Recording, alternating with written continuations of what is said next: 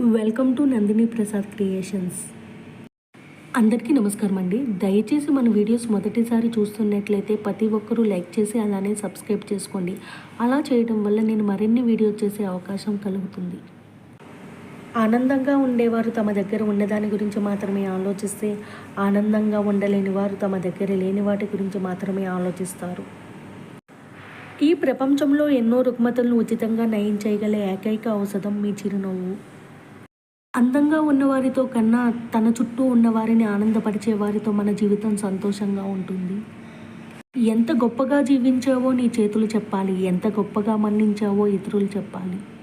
దేవుణ్ణి నమ్ము, దగ్గరికి తీసుకుంటాడు. మనిషిని నమ్మకు, వాడుకుని వదిలేస్తారు.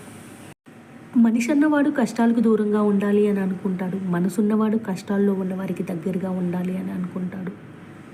పాదంలో గుచ్చుకున్న ముళ్ళు తొలగిపోతే నడవటం ఎంత సౌకర్యకరంగా ఉంటుందో, మనసులో ఉన్న అహంకారం తొలగిపోతే జీవితంలో ఆనందం అనుభవం అవుతుంది.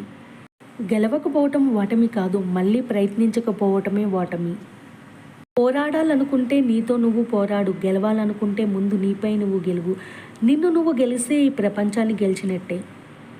మీకు సమస్యలున్నాయని ఎవరికీ చెప్పకండి, ఎందుకంటే 10% మంది పట్టించుకోరు, 90% మంది మీకు కూడా సమస్యలున్నందుకు ఆనందిస్తారు.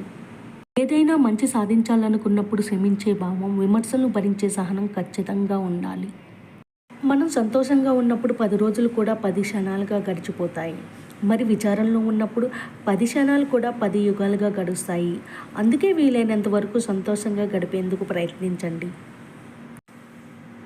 నీకు ఎంత అదృష్టం కలిసి వచ్చినా, నువ్వు ఎంత కష్టం చేసేవాడివైనా, నీ భార్య సహకారం లేనిదే నువ్వే రంగంలోని రాణించలేవు. అవతలి వారి మాట కించపరిచేలా ఉన్నప్పటికీ నీ మాట మాత్రం ఓర్పునిచ్చేలా ఉండాలి. మరణమే నీ ఎదురుగా ఉన్నప్పుడు కూడా మీ శత్రువు ముందు ఏడవకండి, ఎందుకంటే మీ శత్రువుకు కావాల్సింది మీ మరణం కాదు, మీ భయం మాత్రమే. మీకు ఈ వీడియో కనుక నచ్చితే లైక్ చేయండి, షేర్ చేయండి, అలాగే తప్పకుండా సబ్స్క్రైబ్ చేసుకోండి.